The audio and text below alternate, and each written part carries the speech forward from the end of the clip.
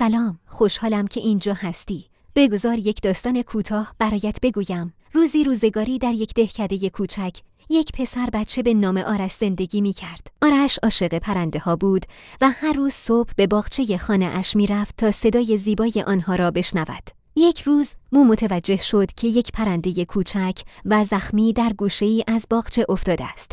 آرش با دقت پرنده را برداشت و به خانه برد. او با محبت و دلسوزی پرنده را درمان کرد و هر روز به او غذا می‌داد. بعد از چند روز پرنده بهبود یافت و آماده پرواز شد. آرش با دلشکستگی به پرنده نگاه کرد و گفت: من نمی‌خواهم تو را از دست بدهم، اما می‌دانم که باید بروی. پرنده با صدای زیبایش جیک جیک کرد و به آسمان پرواز کرد. آرش با لبخند به او نگاه کرد و فهمید که عشق و محبت واقعی یعنی گاهی اوقات باید اجازه دهی که کسانی که دوستشان داری آزاد باشند. این